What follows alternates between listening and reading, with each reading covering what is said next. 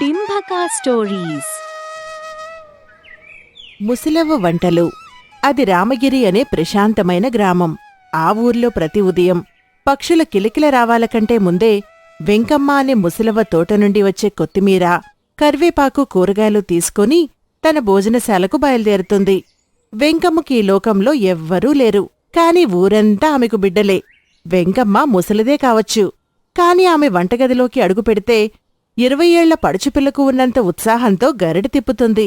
ఒక ఉదయం సోమయ్య అనే రైతు తన నాగలి భుజాన వేసుకుని వెంకమ్మ భోజనశాల దగ్గర ఆగాడు. ఆకలితో నకనకలాడుతున్న అతని కడుపుకు ఆ వాసన అమృతంలా అనిపించింది. వెంకమ్మత్త, ఈరోజేమండావు? ఆ వాసన చూస్తుంటే నా కడుపులో ఎలుకలు కూడా నాట్యం చేస్తున్నాయి. రా సోమయ్య రా, ఇప్పుడే పొయ్యి మీద నుండి వంకాయ కూర దించాను. కమ్మగా వండిన బెండకాయ కూర కూడా ఉంది. ఇక కూర్చో, తిందుగాని.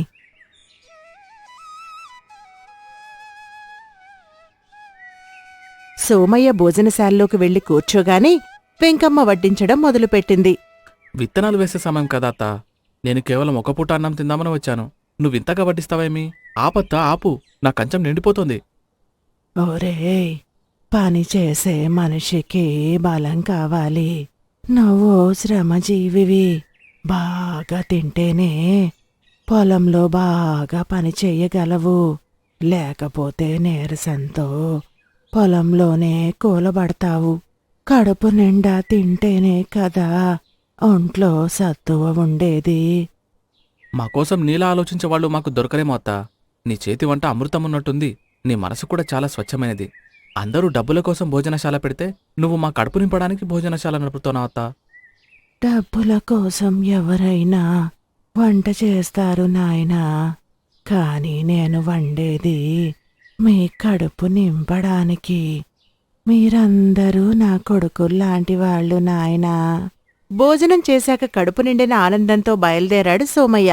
ఇలా ఎవరు తన భోజనశాలకి వచ్చినా కడుపు నిండా అన్నం పెట్టి పంపిస్తుంది వెంకమ్మ. అయితే అదే ఊరిలో వీరేశం కూడా ఒక భోజనశాల నడుపుతున్నాడు. కాని అతని దగ్గర భోజనం అంత రుచిగా ఉండదు.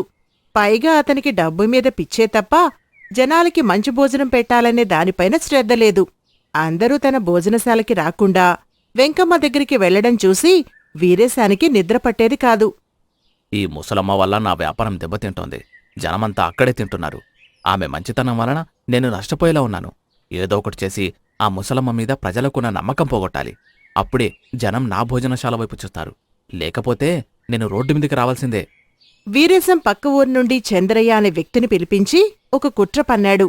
చంద్రయ్యకు కొన్ని డబ్బులు ఇచ్చి వెంకమ్మ వంట మీద నిందలు వేయమని చెప్పాడు. చంద్రయ్య ఒకరోజు మధ్యాహ్నం వెంకమ్మ భోజనశాలకు వెళ్లాడు. వెంకమ్మ భోజనశాల వెనక నుండి వెళ్లి వెంకమ్మ వండిన వంటల్ని చెడగొట్టి ఏమీ తెలియనట్టు మళ్లీ భోజనశాల ముందు నుండి వస్తాడు. రా బాబూ, కూర్చో. నిన్ను చూస్తే మా ఊరికి కొత్తలా ఉన్నావు. ఎవరు బాబూ నువ్వు? ఎక్కడి నుండి వచ్చావు? మాది పక్క ఊరమ్మా. ఒక పని మీద ఈ ఊరు మీదకి వెళ్తుండగా నాకు ఆకలేసింది. ఇక్కడ మంచి భోజనం ఎక్కడ దొరుకుతుందని అడిగితే మీ ఊరి వాళ్ళు మీ భోజనశాల పేరు చెప్పారు. దాంతో మీ భోజనశాలకి దారి వెతుక్కుంటూ నేనిక్కడికొచ్చాను. అవునా బాబూ, నీకు ఇప్పుడే భోజనం వడ్డిస్తానుండు అని వెంకమ్మ 4 రకాల కూరలతో చంద్రయ్యకి భోజనం వడ్డించింది. చంద్రయ్య అన్నం తింటూ ఒక్క ముక్క నోట్లో పెట్టుకుని, ఏంటమ్మా ఇది? ఇది వంకాయ కూరనా లేక ఉప్పు కూరనా? ఇది తింటే గొంతు ఉప్పగా అయింది. ఇంత దారుణంగా ఉందేంటి వంట? ఉప్పు ఎక్కువైందా? నిజమా నాయనా? 30 ఏళ్లుగా నేను వండుతున్నాను. ఎప్పుడూ ఇలా జరగలేదే. సరే అని నేను బీరకాయ కూర పెట్టుకుంటే ఇందులో అసలు ఉప్పే లేదు. ఇక ఈ సాంబార్ చూడు, ఇందులో నీళ్లే ఉన్నాయి తప్ప పప్పు లేదు, ఏమీ లేదు. ఏంటమ్మా నీ వంట? ఏంటమ్మా నీ వంట రుచి క్షీణించిపోయింది.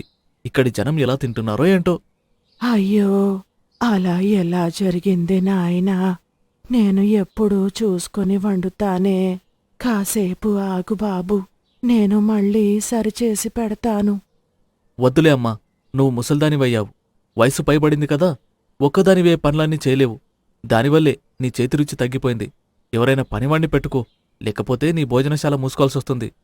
చంద్రయ్య వెళ్ళాక వంటల రుచి చూసింది వెంకమ్మ. అవి చంద్రయ్య చెప్పినట్టు బాలేవు. దాంతో వెంకమ్మ మనసులో చంద్రయ్య మాటలు గట్టిగా నాటుకున్నాయి.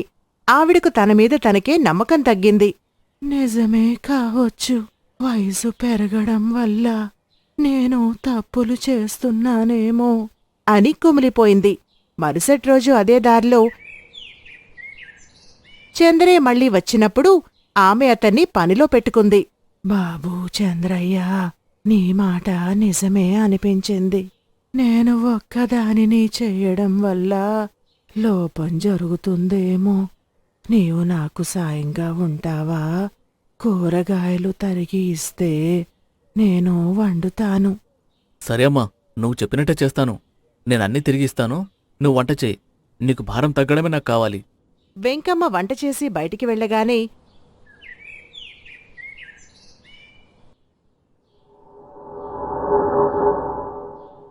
చంద్రయ్య తన పని మొదలుపెట్టాడు. కూరలో ఉప్పు గుమ్మరించడం, సాంబార్లో బకెట్ల నీళ్లు పోయడం, కారం విపరీతంగా వేయడం చేసేవాడు. జనం వచ్చి తినడం మొదలుపెట్టేసరికి, ఏంటి వెంకమ్మత్త, నీ వంట దారుణంగా ఉంది. ఇందులో నీళ్లు తప్ప ఏమీ లేవు. ఈ కూరలో కారమైతే మంటలు పుట్టిస్తోంది. నీ భోజనం తినలేకపోతున్నాం. వెంకమ్మత్త ముసలిదయింది. ఇక ఆమె వల్ల కాదు. వయసు పైపడింది కదా. ఆమెకి రుచి తెలియడం లేదనుకుంటా. మన వీరేశం హోటల్కి వెళ్దాం రండి. అక్కడ కనీసం ఏదో ఒకటి దొరుకుతుంది తినడానికి. మెల్లిమెల్లిగా వెంకమ్మ భోజనశాలకు జనం తగ్గిపోయారు. వీరేశం భోజనాలకి జనం పెరిగారు. అందుకు వీరేశం సంతోషిస్తున్నాడు. వీరేశం తన భోజనశాలలో ధరలు పెంచేశాడు. అన్నం కూడా కొలిచినట్టు పెట్టడం మొదలుపెట్టాడు. వెంకమ్మ భోజనశాల ఇప్పుడు జనం ఎవ్వరూ లేకుండా నిశ్శబ్దంగా ఉంది. వెంకమ్మ కళ్ళలో కన్నీళ్లు నిలిచాయి. బాబూ చంద్రయ్య, ఇక్కడ జనం ఎవ్వరూ రావడం లేదు. నీవు నాతో ఇక్కడే ఇలా ఉంటే నీకు జీతం కూడా నేనివ్వలేను. వేరే ఎక్కడైనా పని చూసుకో నాయనా. లేదమ్మా, నేను నీతో ఉంటాను. మీరు దిగులు పడకండి. వద్దు బాబూ, నా దగ్గర ఇన్నాళ్ళు పనిచేసినందుకు నీకేదైనా ఇవ్వాలి కదా. ఇదిగో, నా దగ్గర మిగిలిన కొద్దిపాటి ధనం తీసుకో. ఒక తల్లి ఇచ్చింది అనుకొని తీసుకో బాబూ. నీవు ఎక్కడున్నా చల్లగా ఉండాలి. నా దురదృష్టం వల్ల నీ బతుకు చెడకూడదు. ఈ ముసలిదాన్ని ఏ దేవుడు కాపాడుతాడో చూద్దాం. వెంకమ్మ మాటలకి చంద్రయ్య మనసు వికలమైంది. వెంకమ్మ తన దగ్గర డబ్బుల్లేవు అని బాధపడుతూ తను దాచుకున్న చివరి పైసా కూడా అతనికి ప్రేమతో ఇవ్వడం చూసి చంద్రయ్య గుండె కరిగిపోయింది. అతను ఎంతటి పాపం చేశాడో అప్పుడు చంద్రయ్యకి అర్థమైంది. తను బాధతో వీరేశం భోజనశాల దగ్గరకు వెళ్లాడు. అక్కడ వీరేశం తన భోజనశాలకు వచ్చిన అందరి దగ్గర అధిక ధరలు వసూలు చేయడం చూశాడు చంద్రయ్య. చంద్రయ్యని చూడగానే, చంద్రయ్య, పని బాగా చేశావు. ఆ ముసలమ్మ హోటల్లో ఈగ కూడా వాలడం లేదు. ఇదిగో నీ ఫలితం. ఈ డబ్బులు తీసుకో. వీరేశం, నువ్వు మనిషి వాళ్ళకి రాక్షసుడివా? ఆ అమ్మ నా దగ్గర డబ్బులు లేవని బాధపడుతూ తన దగ్గరున్న చివరి పైసా కూడా నాకు ప్రేమతో ఇచ్చింది. నువ్వు మాత్రం డబ్బుల కోసం ఎంత నీచమైన పని చేశావు. ఆమె ఆకలి తీర్చే దేవత. నీవు ఆకలిని వ్యాపారం చేసే దుర్మార్గుడివి. నోరు మూసుకో. డబ్బులుంటే లోకం దాసోమంటుంది. నువ్విప్పుడు నాతో పనిచేయి, లేకపోతే దూరంగా వెళ్ళు. వీరేశం హోటల్లో జనమందరూ తినడానికి కూర్చున్నారు. చంద్రయ్య అక్కడ అందరి ముందే గట్టిగా నిలబడి మాట్లాడటం మొదలుపెట్టాడు. గ్రామ ప్రజలరా, నా మాట వినండి. నేను పెద్ద తప్పు చేశాను. వీరేశం డబ్బులాశ చూపిస్తే నేను వెంకమ్మత్త హోటల్లో వంటలు పాడు చేశాను. ఆమె వంట రుచి మారలేదు. నేనే కుట్రతో ఉప్పు నీళ్లు పోశాను. ఆ ముసలమ్మ మనసు స్వచ్ఛమైనది. ఆమె తల్లిలాంటి వ్యక్తి. నన్ను క్షమించండి. ఏమిటి? వీరేశం ఇంత పనిచేశాడా? మన కంచంలో అన్నాన్ని కూడా వ్యాపారం చేశాడా? ఒక వృద్ధురాలి మీద ఇంతటి కుట్ర పన్నుతాడా? వీరేశం, నువ్వు మనిషి జాతికే కలంకం. ప్రేమతో అన్నం పెట్టే తల్లి మీద కుట్ర పన్నుతావా? ఈ ఊరిలో నీకు చోటు లేదు. ఇప్పుడే నీ పెట్టాబెడదా సర్దుకొని వెళ్ళిపో, లేదంటే ఊరి జనం నిన్ను వదలరు. గ్రామ ప్రజలందరూ కలిసి వీరేశాన్ని ఊరు నుండి వెలివేశారు. జనమందరూ మళ్లీ పరుగున వెంకమ్మ భోజనశాలకు వెళ్లారు. అక్కడ వెంకమ్మ దీనంగా కూర్చునుంది. అందరూ ఆమె చుట్టూ చేరారు. నన్ను క్షమించమ్మా. నీ మంచితనం తెలియక ఆ వీరేశంతో నేను చేతులు కలిపాను. అత్తా, నిన్ను తప్పుగా అర్థం చేసుకున్నాము. నీ తల్లి మనసుని మేము గుర్తించలేకపోయాము. మమ్మల్ని క్షమించు. ఇవాళ మళ్ళీ నీ చేతి వంట తినాలనుంది. మీరు నేనెలాంటి దాన్నో తెలిసి నా దగ్గరకు వచ్చారు కదా, అదే చాలు నాయనా. నాకు డబ్బులు ముఖ్యం కాదు. మీరు కడుపు నిండా తింటుంటే చూడటమే నా మనసుకు ఆనందం. చంద్రయ్య, నువ్వు కూడా రా బాబు. నువ్వు మారడం నాకు నిజమైన పండుగ. కొంతకాలం గడిచాక వెంకమ్మ మంచం పట్టింది. ఆవిడ వయసు పైబట్టం వల్ల శ్రమ చేసుకోలేకపోయింది. వెంకమ్మ చంద్రయ్యను దగ్గరకు పిలిచింది. ఆమె కళ్ళలో చివరి వెలుగు కనిపిస్తోంది. బాబూ చంద్రయ్య, నాకు వయసైపోయింది. ఇక నా కళ్ళు మూతపడే సమయం దగ్గర పడింది. ఈ భోజనశాల ఇప్పుడు నీ చేతిలో పెడుతున్నాను. నువ్వు నా కన్న కొడుకు కన్నా ఎక్కువ. అందరికీ కడుపు నిండా అన్నం పెట్టు బాబూ. అమ్మా, అలా అనకు. నీవే మమ్మల్ని నడిపించాలి. నాయనా, ఒక్క మాట మాత్రం గుర్తుపెట్టుకో. డబ్బు కోసం మాత్రమే పని చెయ్యకుండా జనం అందరికీ ఆకలి తీర్చడానికి ఈ హోటల్ నడుపు. ఒకరి ఆకలి తీర్చడం కంటే గొప్ప పుణ్యం లేదు. మన దగ్గరికి వచ్చే వారికి నువ్వు తల్లిలాగా వడ్డించాలి. ఇదే నీవు నాకు ఇచ్చే గురుదక్షిణ. అమ్మా, నీ మాట తప్పను. ఈ భోజనశాల నీవు కోరుకున్నట్టే మారుతుంది. కొన్ని రోజుల తరువాత వెంకమ్మ కళ్ళు మూసింది. రామగిరి ఊరంతా కన్నీరు పెట్టింది. చంద్రయ్య తన తల్లిలాంటి వెంకమ్మకు తగిన గౌరవం ఇవ్వాలని అనుకున్నాడు. భోజనశాల ముందే వెంకమ్మ విగ్రహం కట్టించాడు. అది చూస్తుంటే అతనికి ఆమె నిత్యం వడ్డిస్తున్నట్లే ఉంది. అయ్యా, ఈ భోజనశాల ఇప్పుడు కేవలం భోజనం పెట్టే చోటు కాదు. ఇదొక అన్నదాన క్షేత్రం లాంటిది.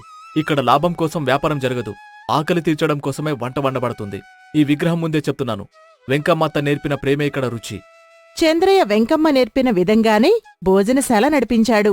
డబ్బులు ఉన్నవాళ్లు ఇస్తారు, లేనివాళ్లకు ఆకలి తీరుతుంది. రామగిరి గ్రామంలో వెంకమ్మ భోజనశాల ఆకలి తీర్చే దేవాలయంగా నిలిచిపోయింది. చంద్రయ్య లాభం కోసం కాకుండా ఒకరి ఆకలి తీర్చడానికి పనిచేస్తూ వెంకమ్మ ఆత్మను శాంతింపజేశాడు. నీతి, మంచితనం ఎప్పటికీ ఓడిపోదు. డబ్బు పోయినా తిరిగి వస్తుంది, కాని నమ్మకం పోతే తిరిగి రాదు. అన్నదానం కంటే గొప్ప పుణ్యం లేదు. సంపాదన కంటే సంస్కారం గొప్పది.